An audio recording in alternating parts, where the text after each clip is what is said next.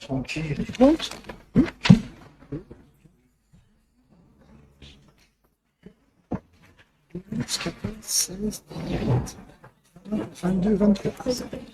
Bien. Avec l'arrivée, on est 23. Bon, bah écoutez, bonsoir mesdames et messieurs.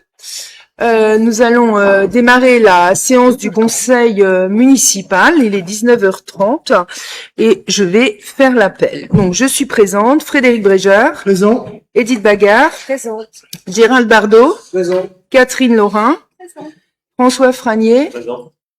Virginie Génaud, Jonathan Villers, Présent. Colette Mansuy, Jacques Lamblin devrait arriver, Marie Virou, Joël Dissangros, Christian Flavenot, Michel Bosch, Benoît Talot est pas là, Pierre-Jean Courbet est excusé, il a donné pouvoir à Michel Bosch, Claude Bailly est excusé, elle a donné pouvoir à Christian Flavenot, Catherine Duchesne, Stéphane de Cugis est absent, Valérie Didier, Caroline Thomas est absente, Ludovic Chaumet, Laurie Périssé.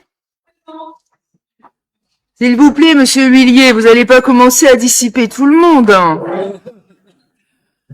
Alexandra Virou. Geoffrey Mérez-Volo est excusé, il m'a donné pouvoir. Nolan Bartel. Pascal Huillier. Oh, bon, vous avez vu déjà. Hein. Anne-Marie Di Marino. Barbara Bertozzi. Thibaut Valloin. Laetitia Saucé. Stéphane Ludwig. Et Christelle Vivo est absente. Merci beaucoup. Alors, on va déjà élire le secrétaire de séance. Je vous propose Marie Virou. Vous acceptez la mission. Alors, on va voter pour vous. Qui est contre la candidature de Marie Virou? Qui s'abstient? Marie Virou, vous êtes notre secrétaire de séance. Approbation du procès-verbal donc de la séance du 11 décembre 2025. Est-ce qu'il y a des remarques ou des questions? Non? Donc, on va voter. Qui est contre? Qui s'abstient? Il est voté à l'unanimité. Ensuite, sur les décisions qui ont été prises depuis décembre maintenant, est-ce qu'il y a des questions? Des remarques? Non? Eh bien, écoutez, on va continuer. Et le point, donc la première délibération, donc c'est le lancement d'une nouvelle opération programmée d'amélioration de l'habitat et de renouvellement urbain sur le centre historique élargi, je dirais, de Lunéville. Donc je vais vous lire le projet de délibération. Donc pour mémoire, le précédent dispositif de l'OPARU 2018-2023 sur la commune de Lunéville est arrivé à échéance en décembre 2023. La ville de Lunéville et la communauté de communes du territoire de Lunéville-Abacara ont acté leur volonté de poursuivre leur stratégie de reconquête du centre ancien de Lunéville. Dans le cadre de l'exercice de sa compétence habitat, la CCTLB a lancé par délibération en date du 1er février 2024 une étude préopérationnelle dans la perspective de constituer une OPARU. Le programme proposé dans l'étude vise notamment à remettre sur le marché des logements vacants et dégradés, intervenir sur les îlots prioritaires et les situations d'habitat indignes, développer une offre de logements diversifiée et attractive, lutter contre la précarité énergétique et accompagner les copropriétés fragiles, valoriser le patrimoine bâti, améliorer le cadre de vie, favoriser une réelle mixité sociale et fonctionnelle et s'appuyer sur une stratégie d'intervention globale, volontariste et adaptée, et puis s'appuyer sur des outils opérationnels efficaces.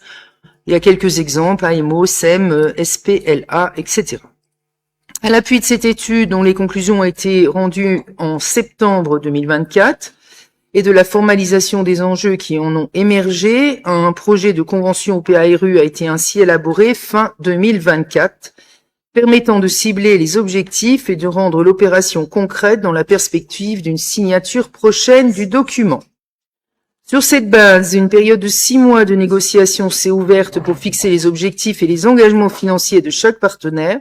Soucieuse d'aboutir à une opération ambitieuse, la ville a accepté d'accroître sa participation financière pour faire face au désengagement de la communauté de communes de Lunéville à Baccarat. Cette convention a ensuite été validée par le Conseil communautaire le 25 septembre dernier avant d'être entérinée par la commission permanente du Conseil départemental de Meurthe-et-Moselle en date du 8 décembre 25. Cette nouvelle opération portée par la CCTLB en tant que maître d'ouvrage est prévue pour une durée de 5 ans. Elle vise à améliorer plus de 209 logements et avec le soutien financier de l'ANA. Les objectifs globaux d'intervention sont répartis comme suit. 17 logements occupés par leurs propriétaires, 50 logements locatifs appartenant à des bailleurs privés, 77 logements situés dans 8 copropriétés en difficulté, ce qu'on appelle des copropriétés fragiles. Et 65 logements sont situés dans 9 copropriétés engagées dans des travaux de rénovation énergétique. Le périmètre d'intervention a été élargi par rapport à l'ancienne OPA-RU. Il a permis donc d'intégrer de nouveaux secteurs prioritaires tels que la rue de Vidé, la rue de Sarrebourg. Ce choix permet de renforcer la cohérence territoriale, d'étendre l'action aux zones présentant des dysfonctionnements similaires aux rues initialement ciblées et permet d'accompagner les travaux de restructuration d'espaces publics entrepris par la ville. Le coût provisionnel du dispositif est comme suit. Donc, la communauté de communes, 403 400 €. Donc, c'est sur 5 ans, en ingénierie et en aide aux travaux. La ville de Lunéville, 807 100 €. Et l'aide aux travaux par l'ANA, donc ce sont des aides d'État, 3 546 220 €. Pour mémoire, sur la précédente opération, donc qui s'est terminée le 31 décembre 23, la participation financière de la CCTLB se montait à 580 000 € et celle de la ville de Lunéville à 420 000 €. L'initiative de cette nouvelle OPA-RU vise à impulser un nouvel élan à la réhabilitation et la redynamisation du cœur de ville, contribuant ainsi, en conjonction avec les opérations de requalification de l'espace public, à renforcer l'attractivité de Lunéville et sa revitalisation démographique. La ville de Lunéville s'engage également dans cette convention à mener une réflexion pour la mise en œuvre du permis de louer, possibilité donnée par les articles 92 et 93 de la loi Allure du 24 mars 2014. Elle souhaite ainsi agir en faveur de la décence des logements proposés à la location et analyse actuellement les scénarios d'ailleurs, qui s'offrent à elle. Il est également prévu que la ville mène une campagne de soutien au ravalement de façade sur le périmètre de cette OPA-RU sur le modèle du dispositif proposé autrefois par l'ex-communauté de communes du Lunévillois. La signature de cette convention ouvrira également pour la ville une possibilité de cofinancement par l'État d'un poste de manager de l'habitat qui aura en charge, entre autres, le pilotage de ce dispositif en lien étroit avec le service communal hygiène et santé. L'ensemble de ces nouveaux dispositifs sera financé en partie par le produit de la THLV, qui complète désormais l'arsenal à la disposition de la ville pour lutter contre la vacance de logements. Je pense que d'habitude je fais un résumé, mais je trouvais que c'était important de lire tout ce projet parce qu'il y a au moins ça remettait tout en ordre dans l'esprit des uns et des autres. Alors, je lirai le projet de délibération un petit peu plus tard. Là, est-ce que vous avez des questions ou des remarques? Alors, Madame Dittier et ensuite Madame Périssé. Merci, Madame le maire. Moi, j'ai lu attentivement le dossier et j'aurais besoin d'une petite précision. Je souhaitais comprendre pourquoi la communauté de communes abonde cette opération à hauteur de 403 400 € pour Lunéville, pour la rénovation de 209 logements, alors que par la délibération du 25 septembre 2025, la communauté de communes abonde pour Baccarat à hauteur de 411 315 € pour la rénovation de 80 logements. Alors que, on le sait tous, Baccarat a 4 fois moins d'habitants que Lunéville. Voilà. Je me questionne. Ok, Valérie, je note la question, puis j'y répondrai globalement comme je le fais à chaque fois. Oui. Laurie, je te donne la parole. C'est Madame le maire. Bah, justement, en fait, je voulais rebondir sur la dotation CCTLB de cette opération et revenir un petit peu sur l'historique de la précédente programmation et du lien avec la programmation qui existe sur Baccarat, puisque sur le territoire de la CCTLB, il y a aujourd'hui 2 OPARU. Une OPARU à Baccarat qui est dotée alors, comprendre en fait, il y a quand on va parler de l'Univille plus exactement aujourd'hui. oui, non mais c'est pour expliquer le fonctionnement. Donc sur la précédente programmation au PARU à Lunéville, quand la ville donnait 1 euro, la CCTLB donnait 1 euro. C'était une dotation à 100% de ce que donnait la ville. Depuis la fin de la programmation, il y a eu un dispositif fiscal qui est la taxe d'habitation sur les logements vacants. La ville de Lunéville a fait le choix de mettre en place cette taxe d'habitation et du coup d'en percevoir les fruits. Sur Baccarat, la taxe d'habitation sur les logements vacants a également été mise en place, mais le fruit de cette taxe revient à la communauté de communes, notamment dans l'idée de financer cette opération RU. Le montant de cette taxe en 2024 est de 475 000 euros. Pour qui? Pour Baccarat? Non, pour Lunéville. Si, sur les données DGFiP de 2024, le montant de la taxe d'habitation des logements vacants est de 475 000 euros. On les annonce, mesdames, je sais plus, mais Laurie. Ah bah c'est gentil. Mais je vais, je m'arrête là. Okay. Est-ce qu'il y a d'autres remarques par rapport à cette PARU? Monsieur Valois. Oui, merci.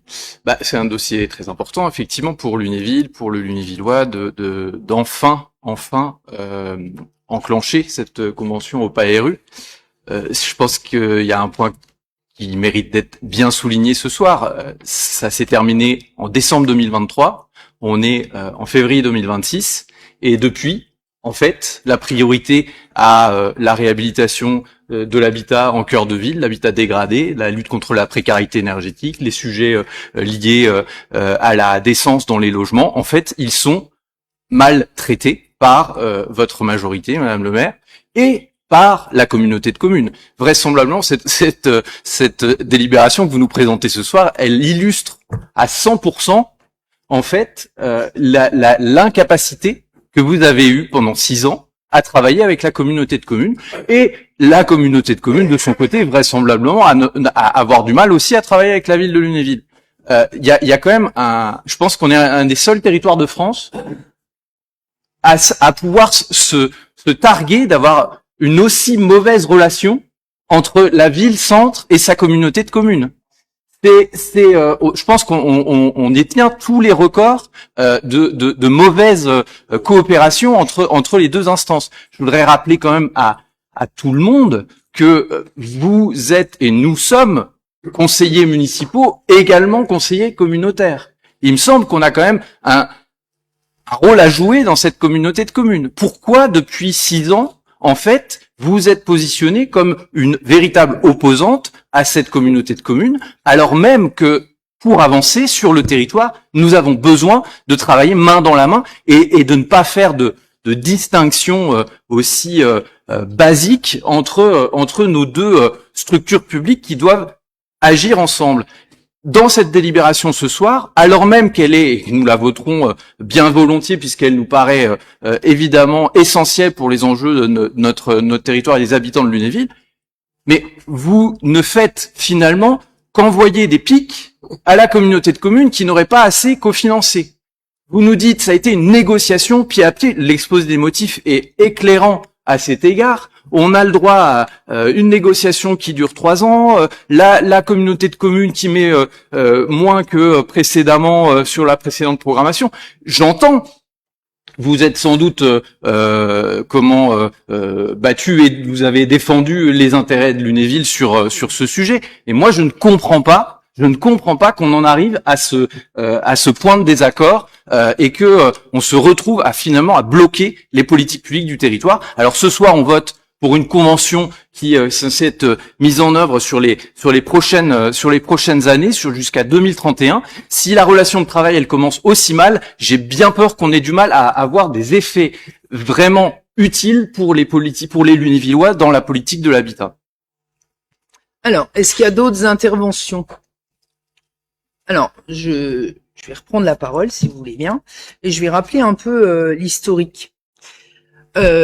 L'OPARU s'est terminé le 31 décembre 2023.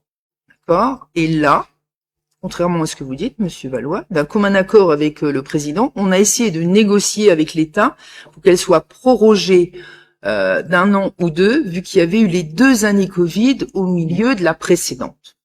L'État a refusé. La communauté de communes a donc engagé une étude par une société privée, ce qui s'appelle le lancement d'une étude, en février 2024. Elle a eu le résultat en septembre 2024, en version 0 comme on appelle. Il y a eu un premier copil en décembre 24, où là, on a eu une proposition donc du bureau d'études où je vais faire des chiffres ronds.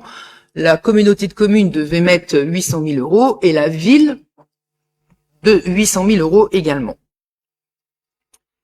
Et puis, effectivement, là, j'ai eu un dilemme avec le président qui est revenu en arrière sur sa décision parce qu'il m'a écrit le 17 février 2025 en me disant, je suis pas d'accord pour mes temps, les 800, donc je mettrai que 400 000 euros. Je lui ai répondu que j'étais pas d'accord. J'ai contacté Madame le préfet à l'époque et on a eu un rendez-vous avec le Madame le préfet. D'ailleurs, il était pas là, c'était ses collaborateurs qui étaient là le 24 avril 2025. Tout ça pour avoir une fin de non-recevoir, pour avoir un montant équitable par rapport à d'autres collectivités. Moi, j'ai fait le choix, et je reviendrai sur la question de Valérie tout à l'heure. J'ai fait le choix d'accepter cette proposition parce que s'il n'y avait pas de signature aujourd'hui avant la fin de l'ORT qui s'arrête le 31 mars, on privait les Lunévillois de l'aide aux travaux de l'ANA de l'ordre qui est même pas de l'ordre, qui est de 3 546 200 euros, 220 euros exactement. Et je ne pouvais pas, pour malheureusement 400 000 euros que la CCTLB ne met pas, priver les Lunévillois de 3 546 220 euros. J'ai fait ce choix-là. Mais je reviens, effectivement, moi je trouve ça injuste. Parce que, contrairement à ce que Laurie Duplessis a dit, la taxe sur les logements vacants, ce qu'on a tous voté d'ailleurs, moins une abstention, il y a quelques années maintenant, et qu'on a voté parce qu'on voyait que ça n'avançait pas, d'ailleurs, du côté de la CTLB, parce on l'a voté en avril, ils l'ont voté en septembre, 23. Ne rapporte pas 450 000 euros, c'est le chiffre annoncé. Par contre, il y a plein de dégrèvements, parce que les gens sont en train de faire les travaux, parce que les gens n'ont pas moyen de faire les travaux, parce que c'est un grenier qui a été classé comme logement vacant, donc qui est réhabilité en grenier. Il y a eu plein de dégrèvements. Le montant que l'on touche, nous, ville de Lunéville, c'est 250 000 euros par an. D'ailleurs, le préfet, Madame le préfet, à l'époque, l'avait bien expliqué aux collaborateurs du président. Et moi, du coup, je me suis engagée, et c'est ce que j'avais dit quand on avait voté cette taxe sur les logements vacants, qu'elle servirait à l'amélioration de l'habitat. C'est pourquoi, et c'est noté dans la délibération et dans ce que je vous ai lu, on a étendu le périmètre, parce que ça me semblait important. On a travaillé sur une prime de sortie, sur le permis de louer. Et le permis de louer, je peux vous en parler, parce que j'ai rencontré quelqu'un que vous connaissez, je pense, Monsieur Valois, et avec lequel je travaille bien. C'est le maire de Toul qui l'a mis, lui, en 2023.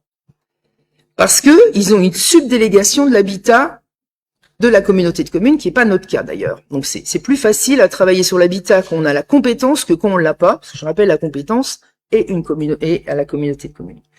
Mais par cet accord, on pourra travailler sur ce dossier, ce qui est important à mon avis.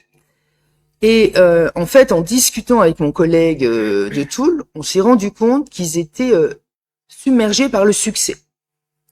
Il y avait tellement et de propriétaires et de locataires qui voulaient travailler sur ce permis de louer, qu'il a fallu qu'ils mettent en place un agent, tout simplement, pour le gérer. Parce qu'il faut faire les visites, il faut faire les états des lieux, c'est un vrai travail, hein. C'est une garantie pour le locataire, mais j'insiste, c'est aussi une garantie pour le propriétaire. Le propriétaire loue un logement propre. À la sortie, le logement est propre. Il y a le cachet, entre guillemets, de la mairie. Et donc, c'est une garantie aussi pour le propriétaire. Et donc, depuis un moment, moi, je travaille sur ce dossier et je pense que ça va pouvoir être important pour les habitants au sens large de Lunéville.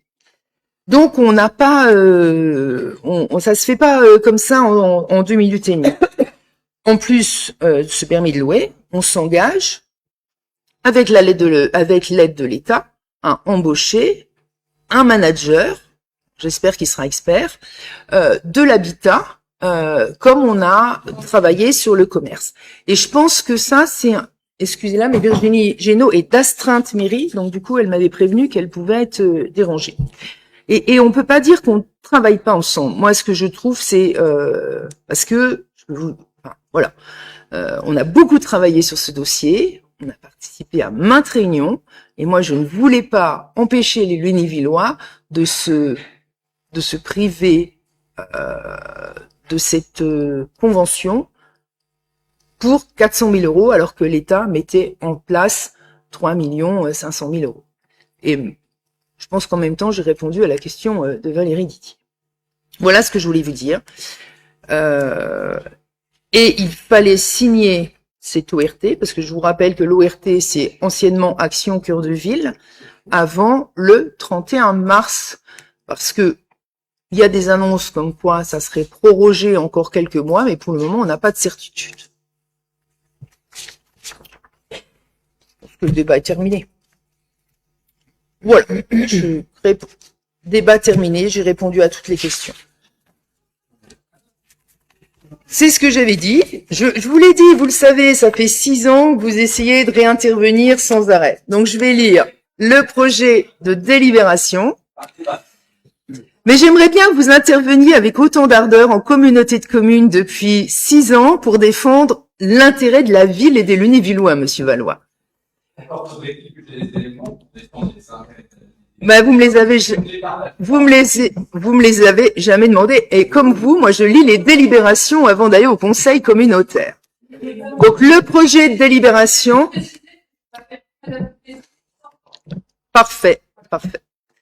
Le projet de délibération, c'est le conseil municipal, après avis de sa commission des finances, approuve le lancement d'une nouvelle opération programmée d'amélioration de l'habitat, renouvellement urbain dite OPA-RU pour la période 26-31 sur le centre ancien de Lunéville et sur la base d'un périmètre élargi, valide le contenu du projet de convention entre la communauté de communes du territoire de Lunéville-à-Baccarat, la ville de Lunéville, les services de l'État, le département de Meurthe-et-Moselle, Action Logement et l'ensemble des partenaires et autorise Madame le maire à signer la convention ainsi que tout document nécessaire à la mise en œuvre opérationnelle du programme dans les conditions édictées dans la présente délibération et précise que les crédits nécessaires seront inscrits au budget de la ville de Lunéville dans les enveloppes prévues à cet effet. Donc, qui est contre cette délibération?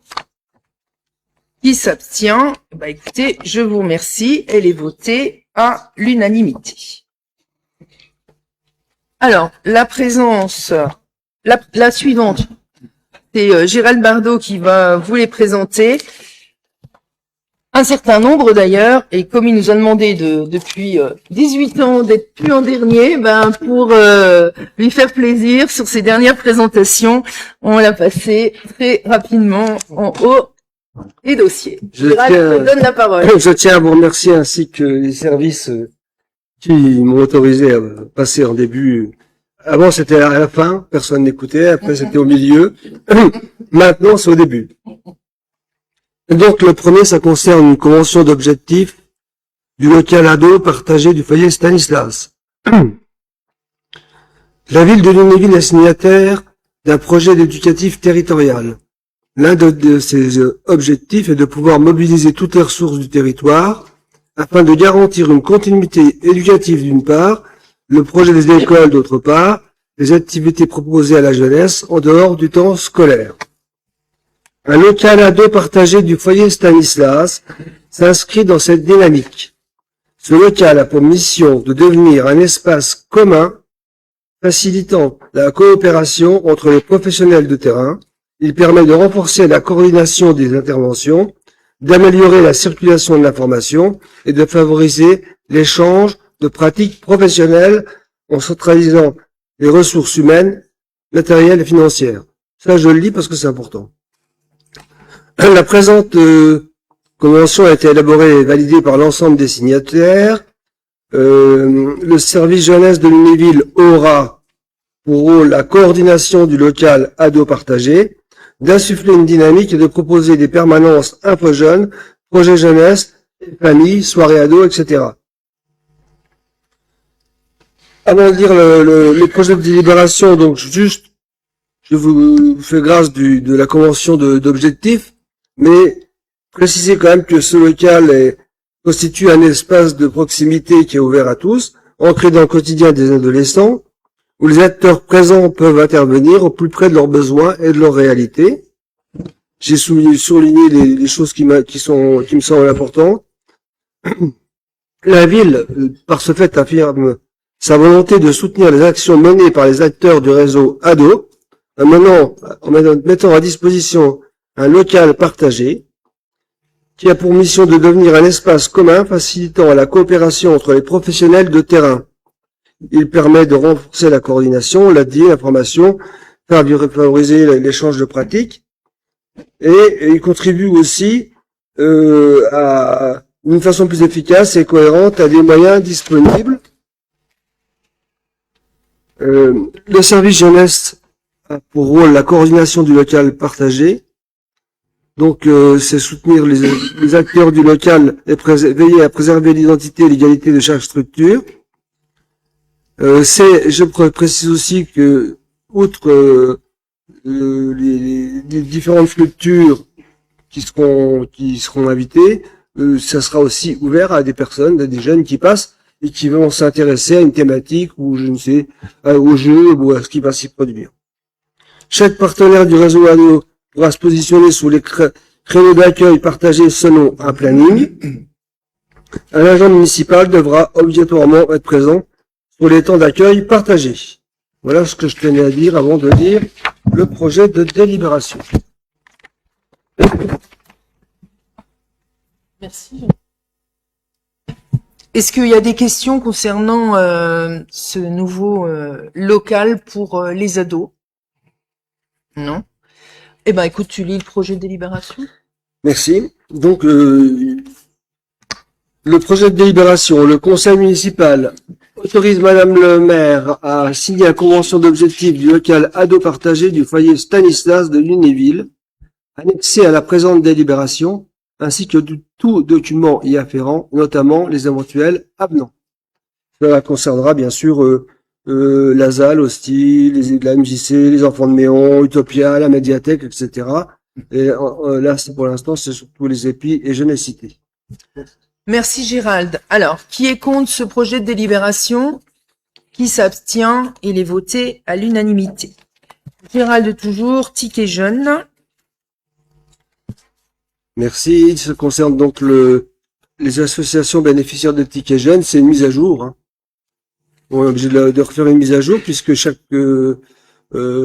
année, il y a des associations qui viennent s'y intégrer ou qui ont changé d'appellation.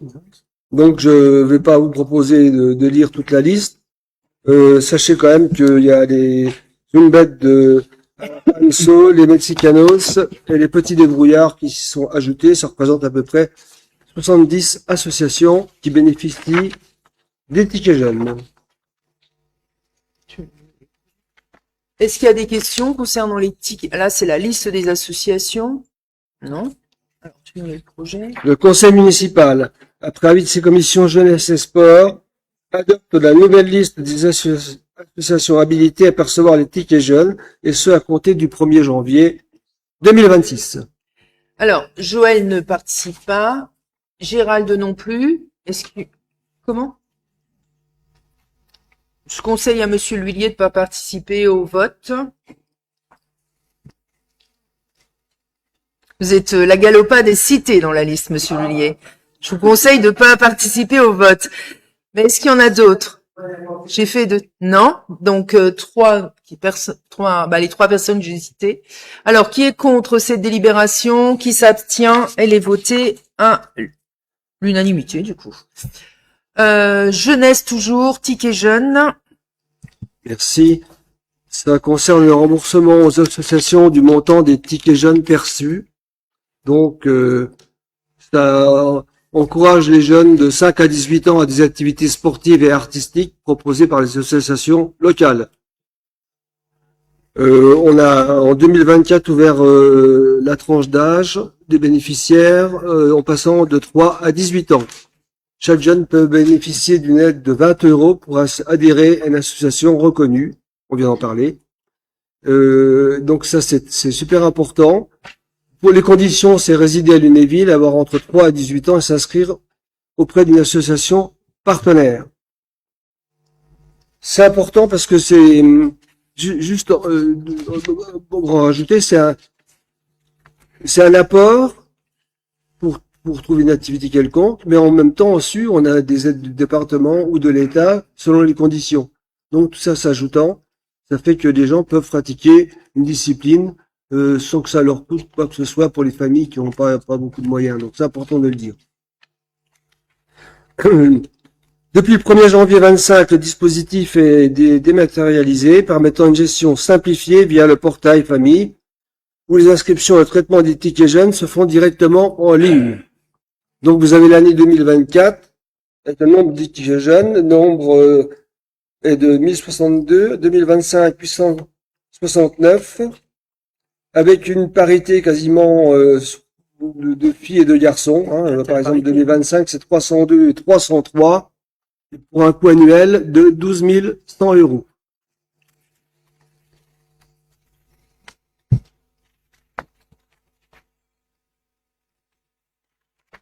Tu vas peut-être pas nous lire toute la liste. Non. Ok. Est-ce qu'il y a des questions concernant cette délibération?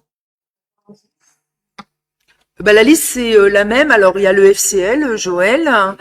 Il y a le karaté et il y a toujours la galopade de tête.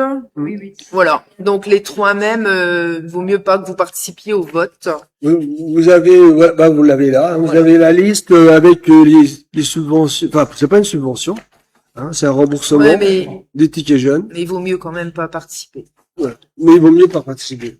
Alors, est-ce qu'il y a des questions avant que Gérald lise le projet de délibération? Non? Alors, vas-y. Alors, le projet de délibération. Le conseil municipal décide de verser la somme de 12 100 € aux associations suivant la répartition précisée ci-dessus. Merci, Gérald. Il précise que les dépenses sont engagées. Est-ce qui est contre cette délibération? Qui s'abstient? Elle est votée à l'unanimité. Jeunesse toujours. Donc, je te laisse continuer. Merci. C'est aussi itératif. Hein, c'est les villes, opération ville, vie, vacances, versement de subventions aux associations. Dans le cadre de l'opération ville, vie, vacances, les associations Alicia, Azal, Avenir, Jeunesse Cité, la MCT Prévert et cette année les épis ont déposé leur dossier de demande de subvention pour l'ensemble des périodes de vacances 2025-2026. Il est proposé d'allouer les subventions suivantes qui seront versées à la fin de chaque période de vacances scolaires après présentation d'un bilan. Bien sûr, vous avez vu, c'est saccadé, hein, selon les vacances. Tout le monde ne fait pas toutes les vacances, mais en fonction des vacances, on a un bilan et les sommes sont versées à ce moment-là.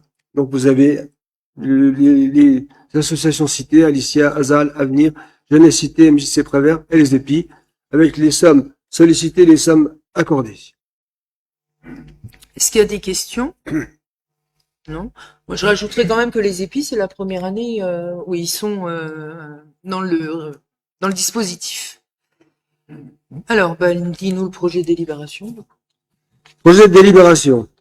Le conseil municipal décide d'allouer pour les périodes de vacances 2025-2026 les subventions ci-dessus indiquées qui seront versées à la fin de chaque période de vacances scolaires après présentation d'un bilan. Précise que les dépenses sont engagées sur les références Chorus, CP26, Flash X000, 409, Flash 1, ACP 1420. Merci Gérald. Donc on va voter. Qui est contre cette délibération? Qui s'abstient? Et les voter à l'unanimité. Sport cette fois-ci. Donc tu gardes la parole, Gérald. Donc là, c'est les versements de subventions sur les interventions sportives scolaires. Donc, il est bon de préciser aussi que il faut l'accord du référent scolaire déjà pour avoir ces clubs. Il faut remplir un questionnaire. Il faut aussi l'accord des directeurs, c'est eux qui sollicitent. Et donc, il faut aussi avoir, pour les clubs, des diplômes d'État. Ce qui fait tous les clubs ne peuvent pas participer à ce genre d'intervention sportive qui est toujours très apprécié, à ce que j'entends. Donc, l'indemnisation est à hauteur de 30 € de l'heure d'animation. Les cycles sont de janvier, février, mars, avril. 20 classes de différentes écoles de la ville bénéficient chacune de 6 séances d'activité. Donc, il est proposé d'octroyer une subvention, excusez-moi, je suis enroué ce soir, de 900 € au Sporting Club Handball, 720 au Tennis Club, 360 € au Sport Orientation, 720 € à la Lorraine Gym, 360 € au Lunéville Karaté Club, 360 € au Rugby Club Lunévillois, 180 € au Football Club de Lunéville. Merci Gérald. Est-ce qu'il y a des questions concernant cette délibération? Jonathan Villers. Merci Madame le maire. C'est pas une question, mais simplement confirmer à Gérald que les interventions des associations sportives au sein des écoles de Lunéville sont très appréciées. Eh ben, merci. Pour lui et pour nous. Et pour les associations et pour les enfants. Ok. Alors, Joël ne participera pas au vote et je pense que Gérald non plus. Voilà. Tu nous lis le projet? Le conseil municipal, ce projet de délibération, décide d'attribuer donc 900 € au Sporting Club, 720 au Tennis Club, 360 au Sport Orientation, 720 à la Lorraine Gym de Lunéville, 360 au Lunéville Karaté Club, 360 au Rugby Club Lunévillois, 180 au Football Club de Lunéville. Merci. Alors, qui est contre cette délibération? Qui s'abstient? Elle est votée à l'unanimité. Bah écoute, tu vas encore un peu travailler, Gérald. Sport encore.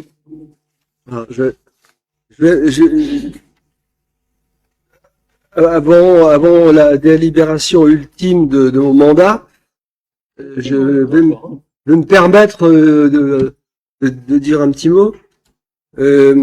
Déjà, j'aimerais remercier et féliciter l'ensemble du personnel municipal du plus simple au plus gradé pour leur écoute, pour leur capacité à gérer leurs demandes et leur qualité. Ça, c'est important de le dire. Je voudrais aussi souligner le rôle d'élu et préciser combien j'ai apprécié ce titre d'adjoint durant 18 ans. Indiquer aussi qu'à chaque mandat, y compris ce dernier, le plaisir de travailler avec tous les élus municipaux. Même s'il y a eu des divergences d'opinion, des avis différents, chacune et chacun d'entre nous ont œuvré au bien-être des Lunévillois. C'est pour nous tous avoir l'honneur et le privilège d'avoir pu, à un moment, participer au rayonnement de notre ville, ainsi qu'à améliorer la qualité de vie de nos concitoyens. Merci à toutes et à tous. Respect. Gérald. Alors, tu vas quand même présenter la dernière, hein? Ouais. Donc la dernière, ça concerne un versement de subvention pour le Lunéville Baseball Softball, qui a sollicité donc une subvention dans le cadre de son tournoi de softball balle lente les 14 et 15 février prochains. C'est une épreuve régionale qui accueille quand même des équipes mixtes. À Charlebert, 50 hommes et 30 femmes sont attendus sur ces 2 jours. Le budget prévisionnel, hors valorisation du bénévolat de ce tournoi, en salle, est évalué à 1 600 €. Le club sollicite une aide financière de la ville. La commission propose une subvention de 150 € pour ce tournoi. Et j'ajoute, bien sûr, qu'il bénéficie, outre de cette subvention, de locaux, de fluides, enfin de Charlebert, c'est quand même d'un gardien, etc. Donc il n'y a pas que la subvention qui entre en compte, c'est un ensemble de choses qui aident nos associations. Si. Merci Gérald. Alors, qui est contre... J'ai pas fait le projet. Pardon, excusez-moi. Est-ce qu'il y a des questions? Oui. Michel Bush. Merci Madame Lair. C'est pas une question, c'est juste pour féliciter et remercier Gérald pour tout le travail qu'il a fait durant toutes ces années pour les clubs du Lunévillois. Ça fait un très grand plaisir pour moi de l'avoir aidé pendant 12 ans. C'est Gérald. Alors, est-ce qu'il y a des questions concernant cette délibération?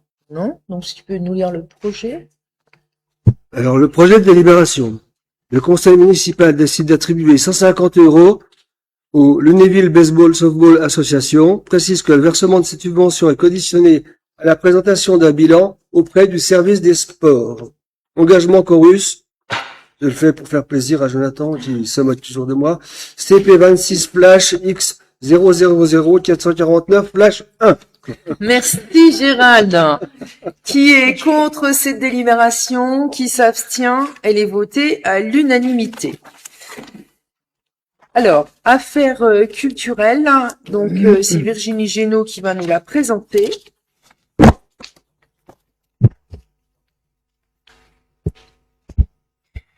Dans un souci de clarification juridique et de rationalisation financière, il est proposé d'apporter un avenant à la convention d'objectifs et de moyens entre la ville de Lunéville et la régie municipale du théâtre municipal de Lunéville, portant modification de l'article 6, section 6.05, afin de préciser le périmètre des assurances respectives de la ville et de la régie dans le cadre de l'exploitation du théâtre municipal de la façon suivante. Section 6.05 Assurance. Le théâtre demeurant propriété de la ville de Lunéville, celle-ci prend en charge ses assurances. La ville assure les locaux contre l'incendie, l'explosion, le vol, vandalisme, les dégâts des eaux et la tempête. La régie s'assurera auprès d'un assureur notoirement solvable, tant pour ses biens que pour tous les risques locatifs, ainsi que pour les recours des voisins et des tiers liés à son exploitation. La régie renonce expressément à tout recours à l'encontre de la ville et réciproquement pour tout le dommage matériel consécutif causé aux biens occupés, résultant des risques locatifs et notamment incendie, explosion, vol, vandalisme, dégâts des eaux. Cette renonciation à recours est étendue aux assureurs respectifs des parties, lesquels renoncent également à tout recours subrogatoire contre l'autre partie et son assureur dans la limite des garanties souscrites. Ce montage présente un double intérêt. Une simplification des périmètres d'indemnisation entre la ville et la régie en cas de sinistre, en évitant tout chevauchement ou ambiguïté de responsabilité. Une optimisation des coûts d'assurance, par l'élimination des doublons de garantie et l'absence de cumul d'assurance sur un même risque. Il est donc proposé au conseil municipal d'approuver l'avenant à la convention d'objectifs et de moyens entre la ville de Lunéville et la régie municipale du théâtre municipal tel que présenté. Merci Virginie. Est-ce qu'il y a des questions sur cette délibération? Non. Je vais juste donner des montants avant que les montants des assurances augmentent de manière considérée. Le théâtre payait 6 000 euros. Avec le nouveau contrat, il payait 8 500 hein, et avec ce contrat actuel, dans le cadre des différenciations en termes d'assurance, hein, il va payer un peu moins de 6 000 euros. Donc, c'est un gain, 5 500 euros. 5 500. Donc, c'est 3 000 euros Oui. de moins de charges pour le théâtre. Et c'est le coût d'un spectacle jeune public et de représentation. Bah, parfait. Je te laisse lire le projet. Le conseil municipal, après avis de sa commission culture animation, adopte l'avenant apporté à la convention d'objectifs et de moyens entre la ville de Lunéville et la régie municipale du théâtre municipal de Lunéville, annexé à la présente délibération. Merci Virginie. Donc, il y avait la suite. En juin du représentant, faut tourner la page. Enjoint au représentant légal de la régie, le théâtre de Lunéville, de procéder à la signature de l'avenant dans un délai de 15 jours à compter de sa notification par Madame le maire. Autorise Madame le maire à signer toutes les pièces consécutives à l'exécution de la présente délibération. Merci. Alors, qui est contre cette délibération? Qui s'abstient? Elle est votée à l'unanimité. Affaires culturelles. Bah, tu gardes la parole, si tu veux bien. Alors, il s'agit d'une demande de subvention. La compagnie d'encre et de papier sollicite le soutien de la ville pour la mise en œuvre du projet Traversée. Je crois que t'en as loupé une, mais c'est pas grave, tu peux commencer par celle-là. Patricia Blady. Excusez-moi. Voilà. Pardon? Vas-y. C'est la bonne qui est à l'écran. Alors, c'est aussi une demande de subvention. Donc, Madame Patricia Pani, pianiste de renommée internationale, déjà venue au théâtre de Lunéville ainsi qu'à l'école de musique, propose de revenir à Lunéville du 25 au 30 août 2026 pour animer une série de masterclass et donner 3 concerts publics. Elle sera accompagnée d'élèves concertistes issus de la Haute École des Arts de Berne, en Suisse, ainsi que des élèves d'écoles de Strasbourg et de Nancy. Les masterclass ouvertes au public se tiendront à l'école de musique du 25 au 29 août 2026, tandis que les concerts auront lieu les 28, 29, 30 août 2026 à l'église Saint-Léopold de Lunéville. Un concert exceptionnel aura lieu le samedi 29 août 2026 avec la participation de l'ensemble musical du Gradus ad Musicam de Nancy. Cette initiative de grande qualité artistique qui vise à renforcer l'attractivité culturelle du territoire et à promouvoir l'excellence musicale a vocation à être pérennisée et pourrait à terme s'élargir à d'autres disciplines instrumentales que le piano.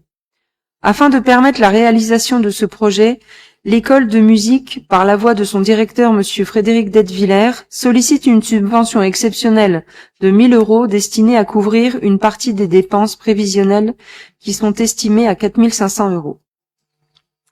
Merci Virginie. Est-ce qu'il y a des questions concernant cette délibération? Alors moi, je suggère de prendre vos agendas et de noter les concerts. Je vais participer à un en 2025. C'est, même sans être particulièrement érudit dans la matière, c'était exceptionnel. Toi, t'es érudit en la matière, donc tu peux y aller. Non, mais moi je voulais juste souligner que c'était une grande chance qu'on avait d'avoir cet artiste international qui venait à Lunéville pour une masterclass, parce qu'en plus elle attire d'autres élèves qui découvrent en même temps Lunéville. Et puis nous, on bénéficie de concerts de très grande qualité et accessibles à tous, donc je trouve qu'on est vraiment gâtés. Merci Edith. Alors Virginie, tu nous les... Projet de délibération. Le conseil municipal, après avis de sa commission culture animation, décide d'attribuer une subvention exceptionnelle de 1 000 euros à l'école de musique de Lunéville. Merci. Alors, qui est contre ce projet de délibération? Qui s'abstient? Elle est votée à l'unanimité. Et donc là, culture toujours, c'est toujours une subvention, mais c'est pas le même dossier. La compagnie d'encre et de papier sollicite le soutien de la ville pour la mise en œuvre du projet Traversée, un projet artistique et poétique destiné principalement aux préadolescents. Cette initiative vise à placer les jeunes en position d'acteurs et d'actrices, tant dans le processus de création que dans la vie de la cité. Le projet poursuit plusieurs objectifs. Favoriser la mixité entre jeunes issus de différentes structures, encourager la rencontre et la collaboration autour d'un objet commun et investir les lieux culturels de la ville comme espace de création. Le travail mené fera l'objet d'une valorisation à travers au moins une représentation publique. Par ailleurs, des temps de découverte de la pratique de la marionnette seront proposés aux autres publics et des partenaires, notamment aux enfants et aux familles, afin d'élargir l'accès aux pratiques artistiques. Au regard de l'intérêt culturel, éducatif et social de cette action, il est proposé au conseil municipal d'attribuer une subvention de 500 € à la compagnie d'encre et de papier pour la réalisation du projet Traversée. Les partenaires sont le Centre social des Épis, la MJC Jacques Prévert et la ZAL. Merci Virginie. Est-ce qu'il y a des questions concernant cette délibération? Alors, Madame Bertozzi, vas-y, ça, Jacques.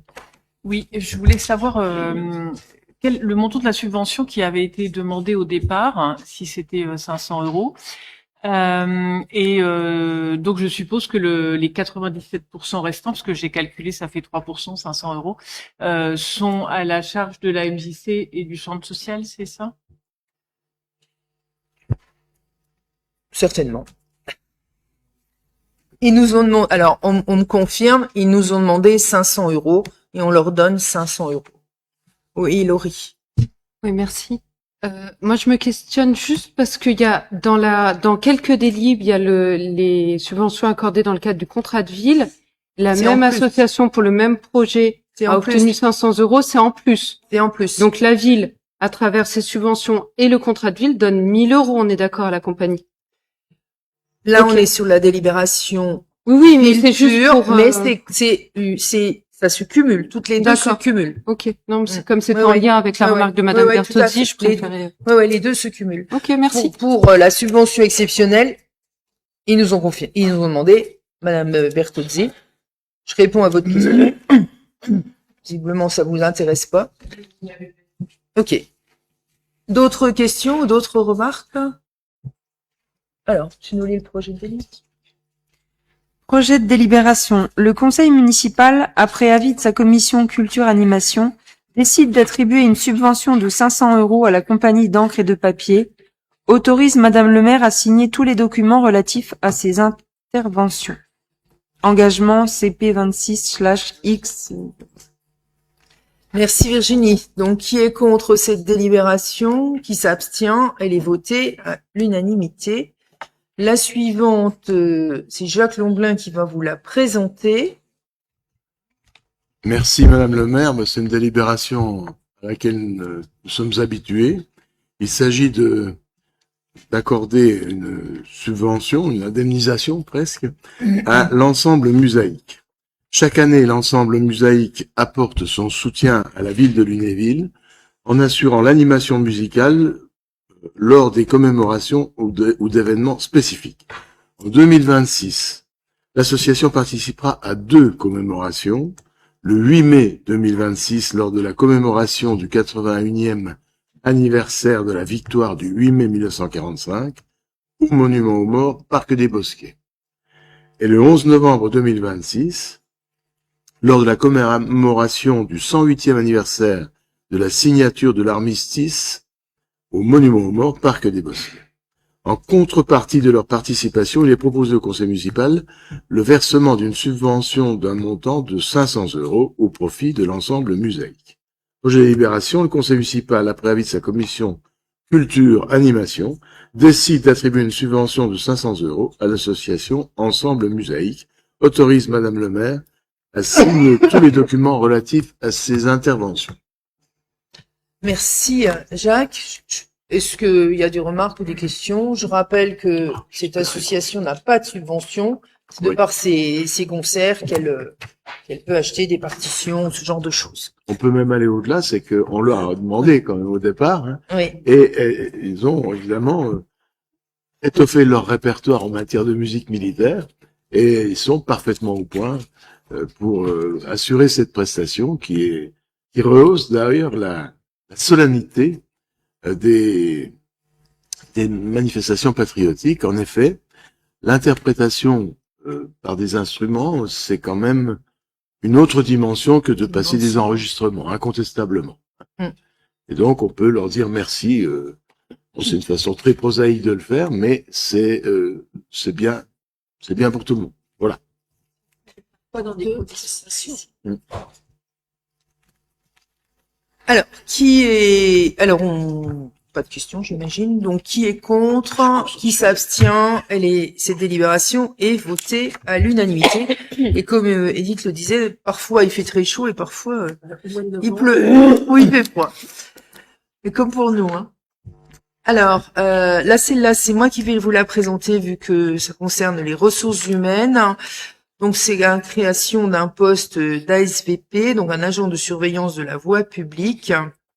En fait, il s'agit d'une personne qui a demandé une évolution professionnelle, qui était qui est toujours d'ailleurs garde particulier, et dans ce cadre, il fait un gros travail sur les procès-verbaux en termes de dépôt sauvage. Et donc, dans le cadre de son évolution professionnelle, il sera identifié comme ASVP dépendant du service technique. C'est vraiment sur la voie publique qu'il va travailler. Et il va pouvoir avoir recours à la verbalisation électronique. C'est le mot. Et ça va rendre encore plus efficace son travail. Et donc, je vous propose de le nommer à compter du 1er mars 2026. Est-ce qu'il y a des questions? Non. Donc, le projet de délibération, c'est le conseil municipal, après avis de sa commission des finances, décide de créer un poste d'agent de surveillance de la voie publique, précise que les crédits nécessaires sont inscrits au BP de l'année 2026. Qui est contre ces délibérations? Qui s'abstient? Elle est votée à l'unanimité. Politique de la ville, hein, donc c'est Colette Mansuy qui va vous présenter cette délibération. Merci. La suivante d'ailleurs. Merci Madame le maire. Donc le comité de pilotage du contrat de ville de Lunéville s'est réuni le 27 janvier 2026 sous la présidence de Madame le maire de Lunéville. Il a été procédé à cette occasion à l'examen des dossiers susceptibles de bénéficier d'un financement de la ville de Lunéville dans le cadre de la programmation 2026 du contrat de ville. La répartition des crédits municipaux, validée par le comité de pilotage et de suivi du contrat de ville, est annexée à la présente délibération. Je pense que tout le monde a lu toutes les associations qui, pour une enveloppe de 15 000 €, qui vont participer, enfin qui ont fait une demande. Et je voulais justement souligner le nouveau dossier qui est compagnie d'encre et de papier. Pour répondre à Madame Bertozzi, la compagnie a aussi déposé des dossiers en subvention auprès du CD54, de la DRAC, de la région Grand Est et autres établissements publics, et ils ont une contribution aussi à eux. Voilà. Ça représentera 105 bénéficiaires, ce projet, avec les ados de la ZAL, de la MJC et les EPI. Oui. Des questions.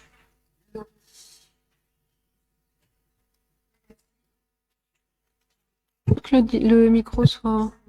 C'est bon, pardon. Ouais. Ça y est, tout le monde a son micro. On a souligné tout à l'heure qu'il pouvait y avoir des difficultés de coordination entre certaines collectivités. Là, je tiens à dire que à nous, je vais parler pour la communauté de communes, on se satisfait de cette programmation du contrat de ville qui est forte et qui soutient les associations lunévilloises, puisque je tiens à rappeler que la communauté de communes participe au contrat de ville à hauteur de la DSC, la dotation de solidarité communale. Bien. Merci. Monsieur Valois. Vous me rappelez le montant? C'est pas toi que je parle. Je voulais vous interroger sur cette programmation du contrat de ville, sur la. En fait, on contractualise aujourd'hui 15 000 euros pour la part de la ville. Habituellement, vous nous présentez les financements de l'État en parallèle sur cette programmation. Donc j'ai compris que lors de la commission des finances que vous n'aviez pas encore ces éléments au moment où la délibération a été préparée, mais peut-être qu'on pourrait pour la clarté aussi de la délibération qu'on prend, avoir en face des montants attribués, les montants sollicités et le montant global des projets qui sont menés. Parce que là, finalement, ça dit pas grand-chose.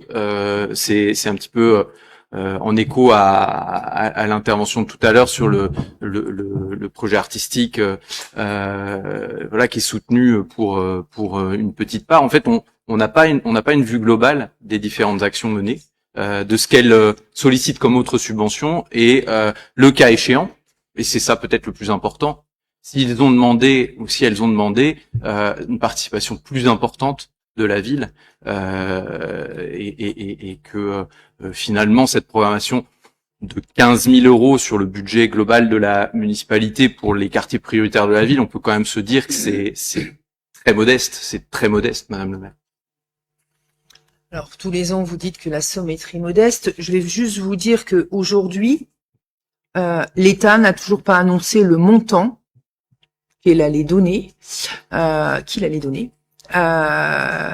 qui veut dire que toutes ces associations sont assurées d'avoir les montants qui sont proposés si on les vote à la majorité, mais que pour les montants de l'État, on ne les a toujours pas. Et ça veut dire que on est, je sais plus, le 10 février, 12, 13, 12, et que ces associations commencent à travailler sur des projets sans être assurées d'avoir les montants de l'État. Ça, c'est important. Donc, alors, non, mais je vais juste continuer à répondre à votre question. On pourra l'année prochaine mettre le montant demandé, le montant accordé, mais on passera 2h30 sur la délibération, vu que c'est un travail qui est fait dans un premier temps par les services de l'État, le département, nos services bien évidemment, la CAF, enfin un certain nombre de services, qui tous les partenaires. Donc ce sont des dizaines d'heures de travail. Et ensuite, il y a une réunion avec de finalisation ici dans la salle du conseil municipal avec à nouveau tous les partenaires, le préfet, bien évidemment les élus concernés et moi-même. Donc ce n'est pas fait comme ça au doigt mouillé. C'est vraiment un travail de concertation et les partenaires participent largement à ces réunions de travail. Mais on fera un tableau récapitulatif l'an prochain pour expliquer. Et il y a aussi une explication quand c'est refusé, pourquoi c'est refusé. Par exemple, l'ORIF, alors j'ai plus en tête, mais quand ça ne concerne pas une compétence commune ou communauté de communes, bien évidemment, ou département d'ailleurs, la collectivité ne cofinance pas le projet, ce qui est tout à fait logique. Si vous me permettez, Madame le maire, j'aimerais bien ne pas attendre l'année prochaine. C'est une demande que je vous fais ce soir. J'aimerais avoir communication de ce que vous venez d'évoquer, en fait, puisque c'est quelque chose qui existe dans les services. Donc, si vous pouvez prendre note que nous vous demandons la communication de cette programmation dans son ensemble avec les participations. Je peux pas vous donner pour le moment. On n'a pas le retour de l'État. Non, mais vous pouvez nous donner ce qui est en l'état demandé par les associations. Parce que les associations, elles posent une demande de subvention. C'est ça que c'est ça que je souhaite avoir. C'est pas les montants que vous ne pouvez inventer. C'est savoir comment les projets des associations sont construits et ce qu'ils attendent ou ce qu'elles attendent aujourd'hui comme engagement des uns et des autres pour pouvoir avancer dans leur projet. J'ai compris votre question. Je vais, monsieur l'expert. Ah bon, tout à fait. On a un PowerPoint de présentation dans la réunion, on le transmettra à l'ensemble des membres du conseil municipal. D'autres remarques ou d'autres questions? Tu avais lu le projet? Et je voudrais rajouter qu'on ne sait pas si on aura une enveloppe pour quartier d'été. Quartier d'été qui est en train de se préparer auprès de tous les services et des associations. On ne sait pas si ça pourra se faire. Voilà. Alors, le projet de délibération. Le conseil municipal autorise le versement des subventions municipales exceptionnelles indiquées dans le tableau joint pour un montant de 15 000 €. Précise que les crédits sont prévus au budget primitif 2026, enveloppe 23 157, nature 6 574.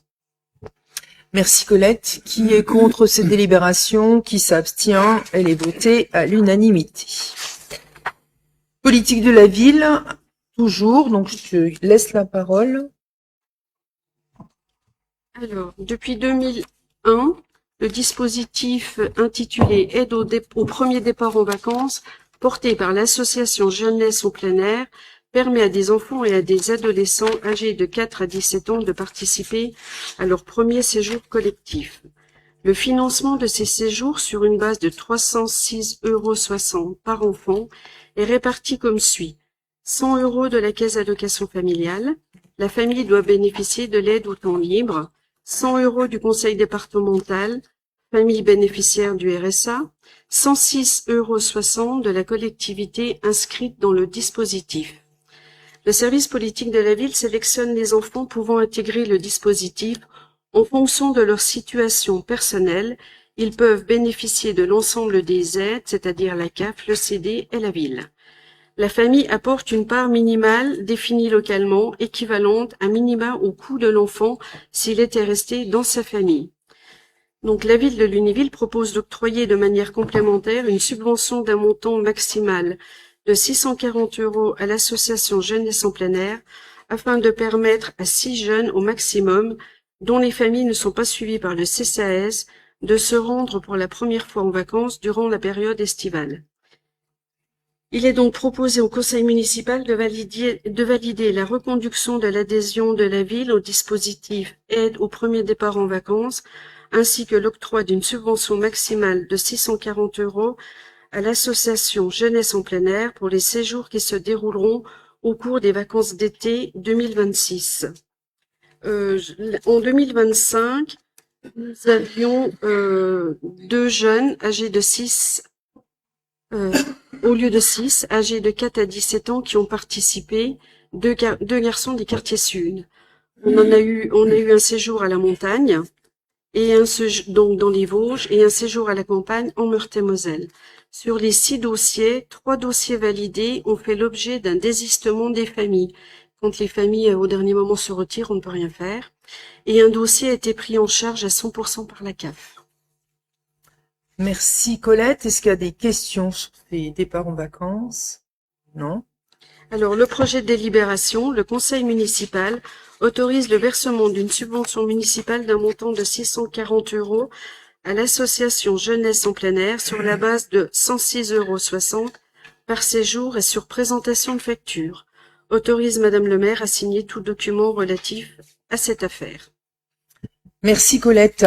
Alors, on termine donc les délibérations politiques de la ville, mais avant de continuer, je voudrais préciser que la communauté de communes nous verse la DSC parce que on a des quartiers prioritaires et que c'est l'engagement pris par toutes les collectivités intercommunales quand il y a des quartiers prioritaires et qu'elle n'a pas été payée pendant un certain nombre de temps et qu'il a fallu réclamer. Et que là, je vous rappelle, on a voté une délibération il y a quelques mois maintenant et que on a réussi à négocier qu'il y ait un moratoire et que ce soit payé en 6 ans. Voilà. Mais pourquoi on y arrive, hein, Monsieur Valois. Ensuite, on n'a pas voté, pardon. Alors, qui est contre cette délibération? T'es contre cette délibération? Alors, qui est contre cette délibération? Qui s'abstient? Elle est votée à l'unanimité. Une remarque sur la communauté de communes, je pense que on a compris, mais on peut l'écouter.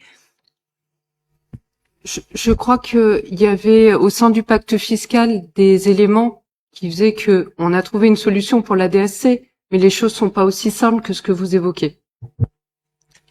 En tout cas, on attend toujours le pacte fiscal 2020, si on veut aller par là.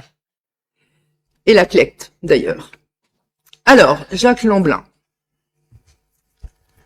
Donc, il s'agit d'une délibération consistant à attribuer une subvention exceptionnelle au Zonta Club de Lunéville. Donc, le Zonta Club de Lunéville organise à nouveau cette année le salon intitulé « Les femmes ont du talent », qui se tiendra au Salon des Halles les 7 et 8 mars 2026. Cette manifestation sera l'occasion de mettre en valeur les réalisations de créatrices et d'offrir ainsi aux visiteurs le loisir d'assister à des démonstrations de leur technique. Bien que l'objectif principal du Zonta Club soit la valorisation des femmes et que l'entrée soit libre à tous, la buvette pourra cependant être l'occasion de faire des bénéfices pour les œuvres du club qui permettra de mettre en valeur la promotion et la protection des femmes. Afin de mettre en place cette manifestation, le Zonta Club sollicite l'octroi d'une subvention par la ville de Lunéville. Il est proposé 300 €. Projet de délibération, conseil municipal, après avis de sa commission des finances, décide de verser une subvention exceptionnelle d'un montant de 300 € au Zonta Club de Lunéville. Merci Jacques. Est-ce qu'il y a des questions concernant cette délibération? Non. Bah, écoutez, moi je vous invite à participer au vote et puis également à aller faire un tour au salon les 7 et 8 mars qui correspondent. C'est vrai que c'est assez intéressant en général. Il y a vraiment beaucoup d'exposantes en quelque sorte qui présentent leurs œuvres, leurs actions et c'est très intéressant. Et de qualité. Pardon? Et de qualité. Je rappelle à ces messieurs, ce sera la journée de la femme et qui peuvent faire un petit cadeau à leur conjointe à la même occasion. Alors, qui est contre cette délibération? Qui s'abstient? Elle est votée à l'unanimité. Merci pour elle. Merci pour elle. François Franier va continuer sur une convention. Merci Madame le maire, bonsoir tout le monde. Pardon. Convention entre la Cour d'appel de Nancy, alors il y a une double frappe là, et la ville de Lunéville concernant l'intervention du personnel technique municipal au tribunal de proximité de Lunéville. Depuis plusieurs années, la ville de Lunéville intervient régulièrement au bénéfice du tribunal de proximité, ex-tribunal d'instance, dans le cadre de la réalisation de petits travaux de réparation et d'aide au déménagement de mobilier. Souhaitant entériner cette collaboration, il a été décidé par les parties d'établir une convention encadrant ces prestations. Cette convention annuelle reconductible 3 fois a pour objet la mise en place d'une prestation multitechnique au bénéfice du tribunal de proximité de Lunéville. Chambre détachée du tribunal judiciaire de Nancy, 6, 7 rue du Château, 54 300, Lunéville. Les prestations de services concernant les petites interventions de maintenance ou de remise en état dans les domaines suivants: peinture, menuiserie, électricité, plomberie, serrurerie, prestations de manutention. Avant chaque intervention, la ville évaluera la capacité technique de ces services pour la réaliser et le coût des pièces ou matériel nécessaires. Si le coût dépasse la somme de 300 € ou si l'intervention ne peut être réalisée par les équipes techniques, le tribunal de proximité devra faire intervenir un professionnel de son choix, selon les critères des marchés publics en vigueur. Si les services techniques de la ville sont en capacité d'intervenir, alors le tribunal prend à sa charge le coût des éventuelles pièces ou matériel nécessaire à l'intervention. La ville facturera alors le coût du matériel à prix coûtant. Merci François. Est-ce qu'il y a des questions concernant cette délibération? C'est des choses qui existent depuis des années. On rend service au tribunal parce que déjà, ils n'ont pas de service technique sur place. Et en plus, c'est important de garantir rendre des services et de garantir le tribunal à Lunéville. Donc ça permet de mettre les choses d'équerre, si j'ose m'exprimer ainsi, de manière claire. Pourquoi on arrive à travailler avec des partenaires. Alors, François, tu nous lis le projet. Projet de délibération, le conseil municipal, après avis de la commission des finances, autorise Madame le maire à signer la convention avec la Cour d'appel de Nancy, ci-après annexé, ainsi que tout document relatif à ce dossier et d'éventuels avenants. Merci François. Qui est contre ce projet de délibération? Qui s'abstient? Il est voté à l'unanimité. C'est toujours tout après. Ça concerne le domaine communal. Domaine communal, régularisation foncière, échange de terrain, chemin de la Croix. Au titre d'un permis de construire en date du 17 août 1983, Monsieur Carlo Riposi a réalisé une extension de son habitation située 2 chemin de la Croix. Dans le dossier de permis de construire figurait un découpage cadastral et un projet de régularisation foncière, car l'extension devait être réalisée en partie sur le domaine public communal. Cette opération concerne la parcelle BL 282. Or, aucune régularisation foncière n'a été réalisée à l'époque. La commune s'est aperçue en 2024 de cet état de fait, avec une partie de la propriété Riposi construite sur le domaine public. Des démarches ont alors été entamées avec M. Riposi pour régulariser cette situation. Lors du bornage par géomètre, il s'est également avéré que les limites de la propriété avaient mal été implantées. Sur la partie nord-est, trottoir aménagé par la ville en partie sur la propriété Riposi et clôture installée par M. Riposi sur le domaine public. Cette seconde opération concerne les parcelles BL 280 et 281. Les parties ont convenu d'échanger les terrains concernés pour régulariser la situation. La ville scelle les parcelles BL 281 et 282. En échange, l'indivision Riposi cède la parcelle BL 280. Compte tenu de l'ancienneté de cette situation, les parties ont convenu de procéder à cet échange sans soulte. Le cabinet de géomètre Anne Sabater a réalisé en date du 1er août 2024 un document d'arpentage permettant de délimiter les terrains à échanger. Je précise que les frais de géomètre ont été partagés entre les deux parties. Les parcelles BL 280 et 282 sont issues du domaine public mais ne sont pas affectées matériellement à l'usage public ou à un service public puisqu'elles sont intégrées à la propriété Riposi.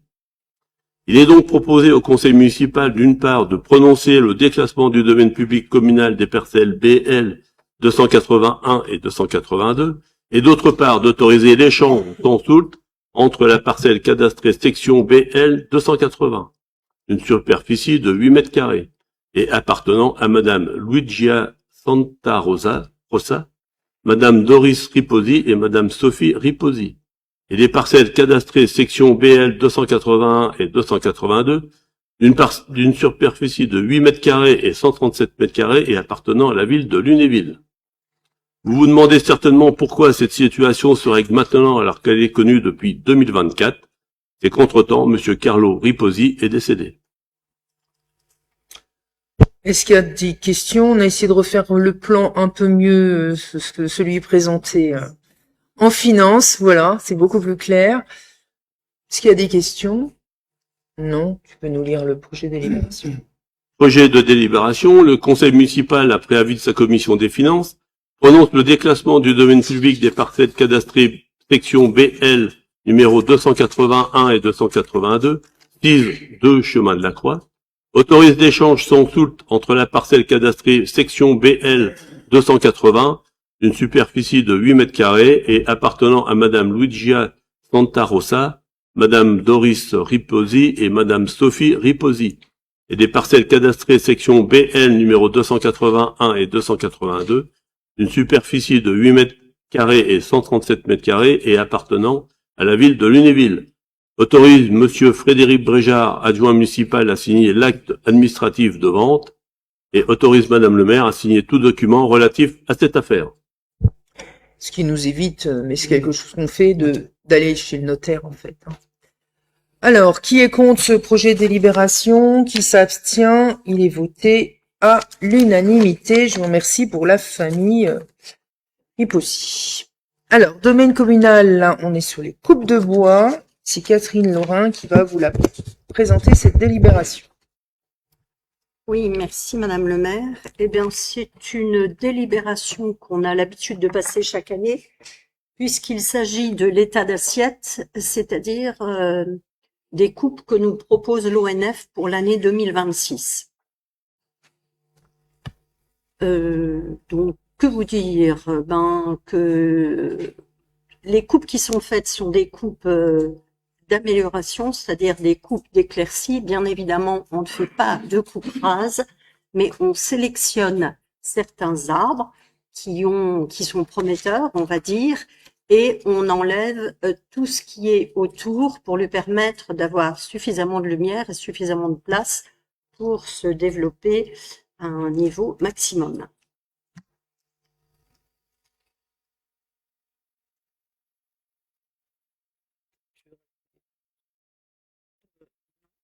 Est-ce qu'il y a des questions par rapport à cette délibération? Oui, monsieur Ludwig. Oui, je vous remercie, Madame le maire. Oui, effectivement, le travail que réalise l'ONF est essentiel et pour une gestion durable de la forêt communale et qui répondent à des besoins locaux. Les coupes proposées, environ 1000 mètres cubes, sont dans la forêt de Mondron, proche du parcours santé. Et je me suis rendu sur place la semaine dernière. Et actuellement, il y a des travaux forestiers. Et effectivement, nous avions voté en 2025 déjà une délibération sur ce secteur. Donc, qu'est-ce que j'y ai vu? Beaucoup de grumes le long des chemins.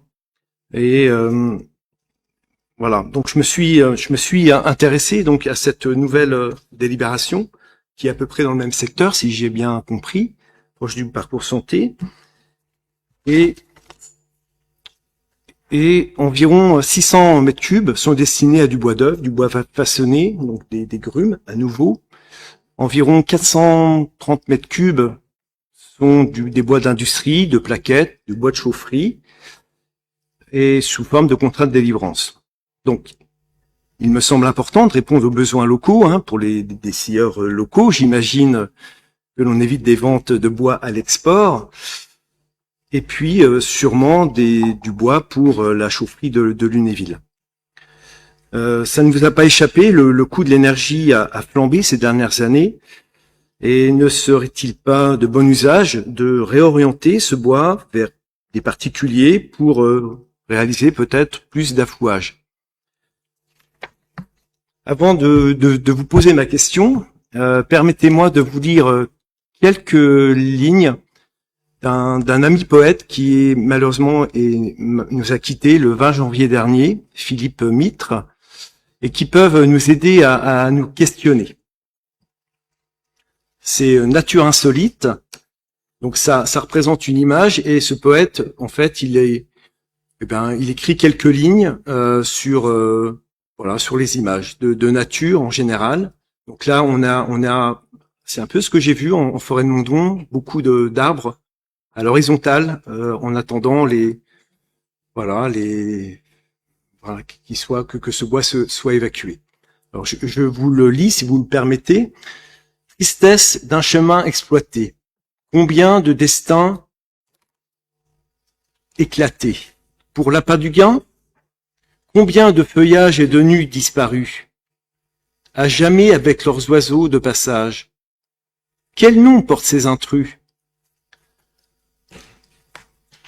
Voilà ces quelques lignes et ma question, elle est simple et elle s'adresse à vous tous qui êtes en responsabilité ici à Lunéville. Y a-t-il vraiment un enjeu à nouveau, une utilité pour voter cette nouvelle délibération destructrice de biodiversité, pardon. Et j'aimerais sincèrement vous convaincre pour l'avenir de notre territoire et le futur de nos enfants que peut-être que cette délibération n'est pas utile aujourd'hui. Merci. Alors, je vais laisser Catherine Laurin il faut arrêter. Oui, voilà, merci. Qui travaille depuis des années sur le sujet et qui va peut-être vous convaincre différemment, monsieur.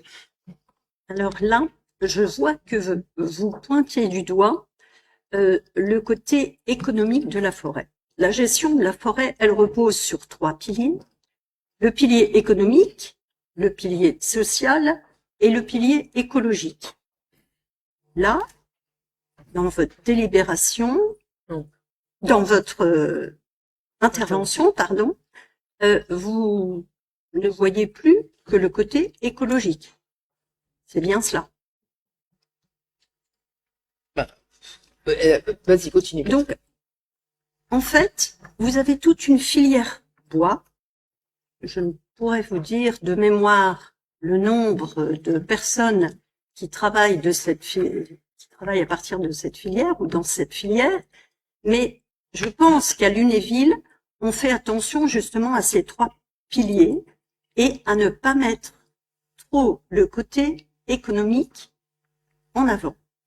Je pense que, d'ailleurs, tout le monde sait qu'il existe un parcours de santé au niveau de la forêt de Mondon, il y a des classes même qui se passent dans la forêt de Mondon, puisqu'on a eu une demande d'autorisation de la commune de Moncel pour aller faire classe dans cette forêt.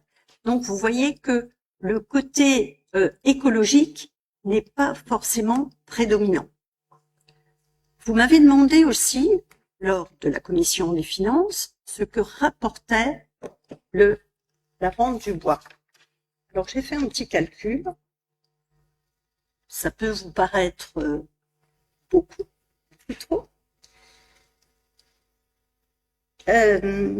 Entre 2020 et 2025, si on enlève la vente de la peuplerie qui se montait à 62 000 € et la vente des arbres dus à la tempête dans la forêt de Vitrémont qui s'élevait à peu près à 34 000 €, on a eu un gain de 40 000 € entre 2020 et 2025. Est-ce que vous pensez que sur un budget de plus de 30 millions d'euros comme on en a un, 40 000 € fait balancer le fait qu'on n'ait qu'un intérêt, qu'on ne voit que l'intérêt économique?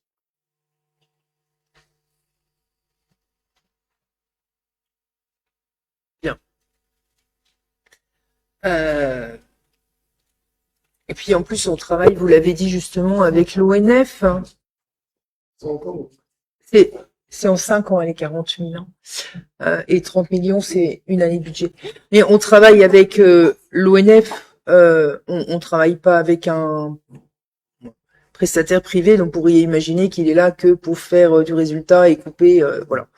Donc c'est un vrai choix de travailler avec l'ONF, et je pense que pas reprocher à l'ONF de vouloir faire de pas être écologique et de nous inciter à faire du développement économique. Alors, il y a Joël Dissengros qui lève le doigt depuis un moment, et ensuite Jacques Lamblin. Merci Madame le maire. Non, ce sera très très court. Je voulais simplement souligner la citation du poète Philippe Mitre, qui était un membre de notre Société des poètes et artistes de France. Je suis heureuse de voir qu'il a été cité. Nous regrettons bien évidemment son décès, mais je tiens à souligner le côté nostalgique du poète qui se traduisait toujours dans la nature. Merci pour lui, enfin, pour ses mannes. C'est dommage. Alors, Jacques Lamblin. Oui, ben moi également, j'ai apprécié ces quelques vers. Qui a été dit, quand tu as exposé le sujet, c'est que ce qui est coupé, c'est aussi et surtout pour favoriser la croissance des plus beaux sujets. C'est-à-dire que si on laisse une forêt vivre d'elle-même, seule, qu'on ne fait rien, très rapidement, il y a des espèces invasives comme le bouleau, par exemple, qui peuvent prendre une ampleur excessive. Et il faut quand même que la main de l'homme intervienne pour organiser les choses, on va dire, sans pour autant ravager sur le plan écologique. C'est un équilibre. Et le fait que ce soit l'ONF qui décide de ce qu'il faut couper ou pas, c'est quand même une garantie considérable. Ce sont de vrais professionnels, d'autant plus que, comme tu l'as souligné, Catherine, ce n'est pas la volonté de récupérer le plus d'argent possible qui nous anime, c'est la volonté d'avoir une belle forêt et agréable pour ceux qui s'y promènent, et également favorable à la faune aussi.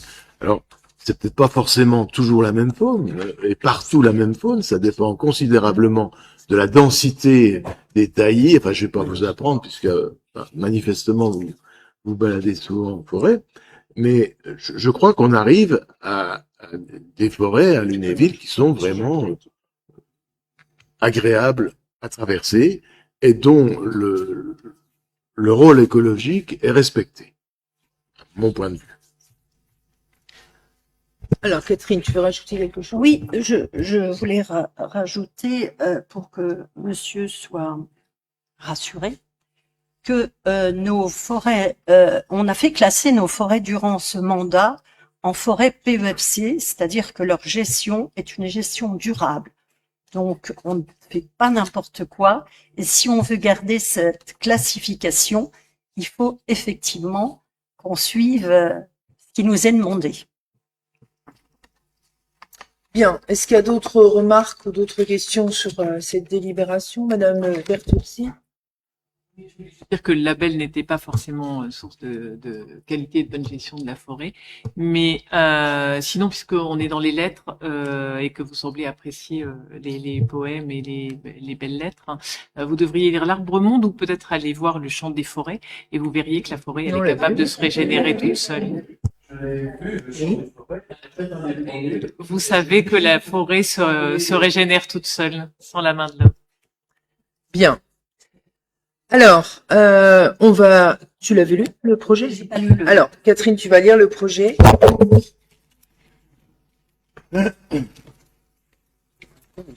Alors, projet de délibération, le conseil municipal, après avis de sa commission des finances, autorise les coupes dans les parcelles, je ne vais pas tous vous les lire, ce sont donc des parcelles situées dans la forêt de Mondon, décide de mettre en vente ces coupes, précise que ces coupes sont destinées à la vente de bois façonné, délivrance et contrat de vente, délivrance, précise que la recette sera imputée, nature 7022, fonction 833, enveloppe 131. Autorise Madame le maire à signer tout document relatif à cette affaire. Alors, merci Catherine. Qui est contre ce projet de délibération? Alors, le groupe de Monsieur Valois, sauf Monsieur L'Huillier, qui s'abstient. Voilà. Donc, elle est votée à la majorité. Environnement toujours. Donc, la lutte contre le frelon asiatique maintenant. Tu as la parole là. Alors même si vous n'êtes pas tous spécialistes du frelon asiatique, je pense que quand même tout le monde a entendu parler de cette espèce-là qui provoque des dégâts importants dans nos ruches.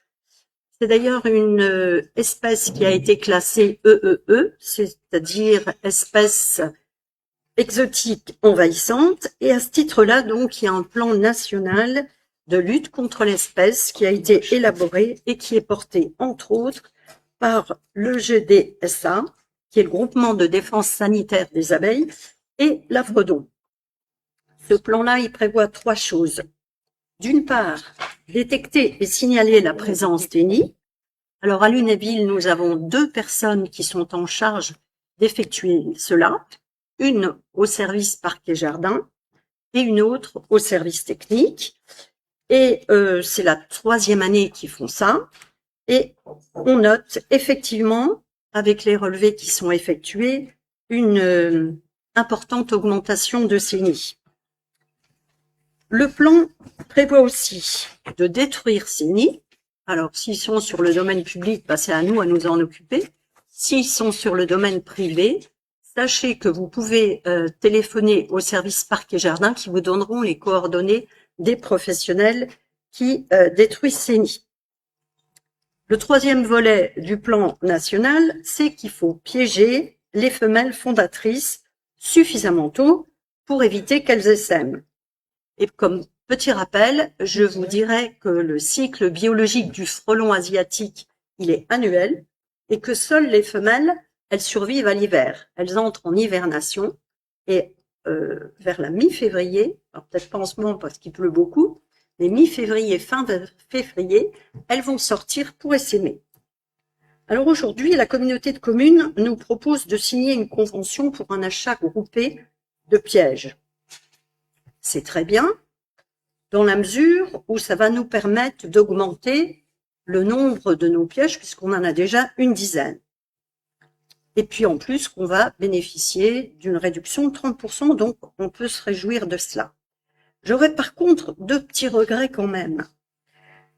Simplement que, encore une fois, comme c'était le cas avec les récupérateurs d'eau, on ne tient pas compte pour attribuer ces pièges de la taille de la commune à qui on les propose. C'est-à-dire que c'est 5 pièges, que vous soyez une commune de 100 habitants, 1000 habitants, 10 000 habitants ou plus, vous aurez en tout et pour tout 5 pièges au maximum.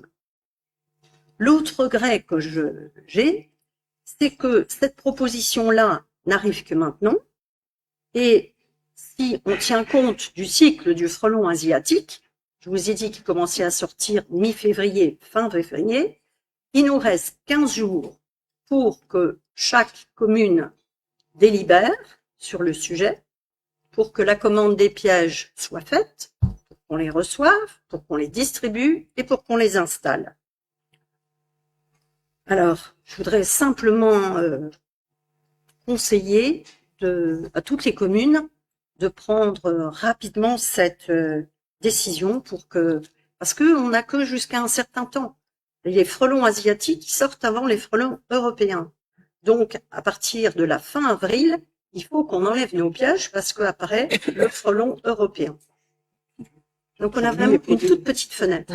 Et je crains que pour cette année, ça soit un peu juste, à moins que tout le monde s'y mette et qu'on aille très très vite. Bien. Est-ce qu'il y a merci pour cette explication. Ça a été et on était plusieurs à prendre la parole en conseil communautaire pour insister sur l'importance qu'on les reçoive rapidement maintenant. Et comme je m'étais engagée en commission des finances, on a le lendemain de la commission finances alerté le conseil communautaire comme quoi toute la commission finances à l'unanimité était d'accord pour avoir au moins, parce que c'est 2 dans un premier temps, hein, c'est pas 5, 2 pièges. Oui, mais maxi 5. Ah, c'est tout. Oui, Laurie, oui. Oui, je vous remercie. Je tiens juste, déjà dans un premier temps, à féliciter la municipalité, la majorité, avoir dédié 2 agents à la recherche des nids, puisque c'est effectivement un vrai fléau. Et on en a effectivement longuement discuté en conseil communautaire et c'est une vraie problématique. Concernant les délais, je tiens à rassurer le conseil puisque la commande a déjà été engagée et pour être le plus réactif possible, puisqu'il s'agit ici d'une collaboration. C'est un coup de pouce qui est donné aux communes. Effectivement, il y a le fait que la taille de commune n'est pas prise en compte. Néanmoins, je tiens quand même à souligner qu'en zone urbaine, on est un petit peu moins touché tout de même qu'en zone rurale. On est tout qui est moins touché? Bah non, parce qu'on en piège beaucoup et on défait beaucoup de nids en ce moment. Mais l'été dernier, on a été très souvent sollicité. Donc, voilà. Je pense que c'est le maillage qui est. Je vais continuer. C'est le maillage qui est important. Que toutes les communes, mais c'est ce qui a été dit à plusieurs reprises d'ailleurs, que toutes les communes jouent le jeu pour qu'on maille au maximum le territoire, mais pas que celui de la communauté de communes, les autres aussi, pour éviter qu'ils se reproduisent. Effectivement, je suis tout à fait d'accord sur l'histoire du maillet. Je voulais juste souligner que c'est le début d'un travail qui est fait sur les frelons en communauté de communes, qui va être poursuivi notamment avec un travail sur la destruction des pièges, voilà, qui est en réflexion. Alors, Jacques Lamblin veut prendre la parole. Simplement donner un point de vue. La taille de la commune, à mon avis, les habitants, c'est une chose, mais c'est davantage la surface de la commune. Il est certain que la commune de Lunéville, avec ses 1500 hectares, il y a des communes dans notre communauté de communes qui ont peut-être pas 200, mais 300 ou 400 hectares de surface. Et quand on est une commune de 1500 hectares, dont 300 hectares à peu près sont urbanisés, peut-être même un peu plus, mais il y a quand même au moins 800, 900 hectares qui sont de la pleine nature avec de la forêt, etc. Et c'est sans doute sur ce plan-là qu'il faut raisonner pour répartir au mieux les pièges à frelons de façon à limiter la croissance, voire ensuite organiser la déchéance de l'espèce. Un autre facteur dont tu n'as pas parlé, Jacques, c'est que les nids se forment souvent près de l'eau. Et nous, on a 2 cours d'eau. Donc, on a en plus ça. Et c'est ce qui fait que, justement, notre nombre s'accroît vraiment de façon considérable. Et un canal, oui. Bien. Alors, je ne sais plus, Catherine, si tu as... Ok. Alors, bah, lis le projet. Projet de délibération, le conseil municipal, après avis de sa commission des finances, autorise Madame le maire à signer la convention de partenariat financier avec la CCTLB relative à l'achat groupé de pièges à frelons asiatiques ainsi que ses éventuels avenants. Merci Catherine. Donc on va pouvoir la voter. Qui est contre cette délibération? Qui s'abstient? Elle est votée à l'unanimité. Et la dernière délibération, c'est moi qui vais vous la proposer.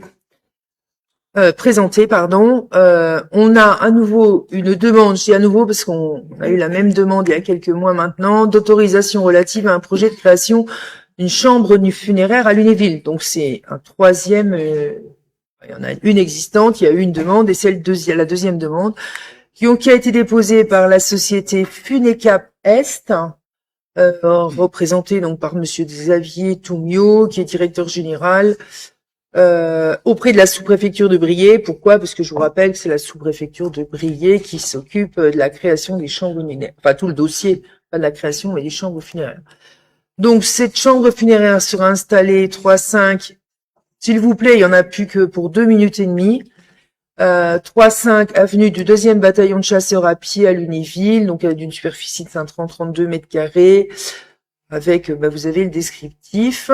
Donc, en fait, comme tout dossier de demande de création de chambre funéraire, depuis une année maintenant, à peu près, il faut un avis du conseil municipal.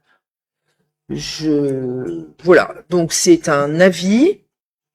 Donc je vais demander qui est contre, qui est pour et qui s'abstient. Mais avant, je voudrais savoir si vous avez des questions sur ce sujet. Alors, Edith Bagarre. Oui, donc on a déjà eu ce même dossier qui a été présenté. C'était une demande qui a été présentée au mois de juin, mais qui venait d'une la famille Rosato. Donc en fait, c'est des gens qui habitent à Lunéville, qui sont une famille reconnue, qui a eu déjà cette initiative de créer une chambre funéraire parce que une ne suffit pas à Lunéville. Moi, je m'interroge sur l'opportunité d'en faire une 3e, et j'ai peur que cette 3e chambre funéraire porte préjudice au projet qui a été accordé par la ville de Lunéville, par la municipalité au mois de juin. Voilà, il y a une entreprise lunévilloise qui a aussi un projet avec une salle omniculte. Là, il n'y a pas de salle omniculte. Et moi, je pense que ça fait... Enfin, moi, je voterai contre. J'ai un avis contre parce que je voudrais pas porter préjudice à l'entreprise lunévilloise. Alors, je tiens à dire que c'est un avis personnel et que je suivrai Edith Bagarre. Monsieur Luiguier, mettez votre micro. Hein. Vous n'aurez pas pris les bonnes habitudes en 6 ans. Alors, moi, c'est pas un scoop, parce que de toute façon, j'avais déjà voté contre la dernière fois, donc je vais réitérer mon avis. C'est pas trop le sujet. Le sujet, c'est que qu'on soit différent dans la vie, qu'on n'ait pas les mêmes conceptions, mais alors après, là, on devient même différent dans la mort selon les moyens qu'on a. Quoi. Et moi, c'est ce côté un peu mercantile de nouveau là. On a l'impression que de nouveau les entreprises ils viennent se placer sur voilà je dirais une situation qui est souvent dramatique pour les familles et je trouve que pour moi ça devrait être de la gestion de l'ordre de la commune que de s'occuper de nos décédés, sachant qu'en plus, j'ai regardé un tout petit peu, bon, il y a 2024, on n'a pas encore l'INSEE 2025, mais eux, ils proposent 150 admissions. Alors en plus, avec la deuxième demande, je sais pas combien ça peut faire, mais sachant qu'en 2024, on a eu 227 décès à Lunéville. Alors ça fait plus beau, je sais pas jusqu'à quelle concurrence ils vont aller pour se tailler la part du gâteau sur ce sujet. Moi, je vous avoue que ça me fait un peu drôle, et là-dessus, je me prononcerai contre. Bah écoutez, sur la dernière délibération du mandat, nous serons d'accord, monsieur Luillier. Incroyable. C'est incroyable. Alors, est-ce qu'il y a d'autres interventions? Il manque, sincèrement, il manque de la place. Entre une guéguerre, voilà, il y a une différence. En plus, la dernière fois, c'est une entreprise lunévilloise qui a fait vivre des Lunévillois, qui investit. Je trouve que c'est un peu différent que cette proposition. Voilà. Monsieur Lamblin. Oui, à la Pascal, parole. tu as raison. Par rapport au nombre de décès, ça paraît bon. Mais il y a une évolution dans notre société aussi, c'est qu'entre le moment du décès et le moment de l'inhumation ou de l'incinération, les délais s'allongent. Et pendant cette période qui autrefois était d'environ 2 jours, qui aujourd'hui peut être 6, 7, voire 8 jours et plus, il faut évidemment avoir les structures qui permettent d'organiser les choses. Et c'est en ce sens que ce qui suffisait il y a encore une dizaine d'années ne suffit plus aujourd'hui. Alors ceci étant dit, c'est vrai que déjà passer à 2, de 1 à 2, c'est déjà doubler les capacités. Quant à les tripler en quelques semaines, c'est un autre débat. Et moi, je rejoindrai totalement vos positions, mesdames, et je pense que je ne serai pas le seul, ainsi que la tienne. Voilà, on va se retrouver. Allez. Bien, les chambres funéraires de Lunéville n'accueillent pas que des personnes décédées de Lunéville. Aussi, quand même, par rapport à votre nombre de décès. Alors, je pense que on peut donner son avis. Donc, qui émet un avis pour? Ouais, je vais y aller comme ça, pour une fois. Favorable, pardon, je cherchais. Alors, Ludovic Chaumet, Laurie Périssé, ok, qui émet un avis, qui n'émet pas d'avis, en fait, qui s'abstient.